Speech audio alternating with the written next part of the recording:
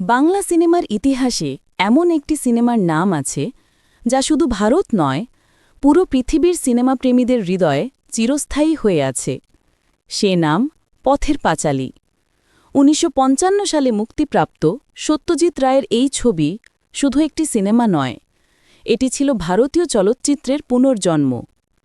তখন ভারতের সিনেমা মানেই ছিল গান আর নাচের গল্প, কিন্তু সত্যজিৎ রায় দেখালেন গ্রামীণ বাংলার বাস্তব জীবনও হতে পারে সিনেমার ক্যানভাস। দারিদ্র্য, স্বপ্ন, ভালোবাসা আর হারানোর বেদনা সবকিছুই মিশে আছে অপু আর দুর্গার গল্পে। পথের পাঁচালী প্রদর্শিত হয় কানের চলচ্চিত্র উৎসবে আর বিশ্বজুড়ে প্রশংসা পেতে শুরু করে।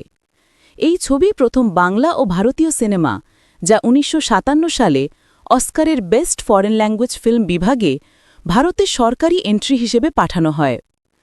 সত্যজিৎ রায় নিজে কোনো সিনেমার জন্য অস্কার না পেলেও তার কাজের জন্যে বিশ্বজুড়ে ১১টি আন্তর্জাতিক পুরস্কার পান, যার মধ্যে অন্যতম কান ফিল্ম ফেস্টিভ্যালের বেস্ট হিউম্যান ডকুমেন্ট অ্যাওয়ার্ড। অবশেষে ১৯৯২ সালে হলিউড তার অবদানের স্বীকৃতি দেয়। সত্যজিৎ রায় পান অনারারি অস্কার। এটাই ছিল একজন ভারতীয় পরিচালকের জন্যে সর্বোচ্চ সম্মান। পথের পাঁচালী শুধু একটা সিনেমা নয়, এটা এক নতুন যুগের শুরু। এই ছবি দেখিয়েছিল কল্পনা নয়, বাস্তব জীবনও হতে পারে শিল্পের পরম প্রকাশ। আজও পথের পাঁচালী আমাদের মনে করিয়ে দেয়, সিনেমা শুধু বিনোদন নয়, এটি আমাদের জীবনের প্রতিচ্ছবি। এমন আরও সিনেমার ইতিহাস জানতে আমাদের চ্যানেলটি সাবস্ক্রাইব করুন আর লাইক শেয়ার করতে ভুলবেন না।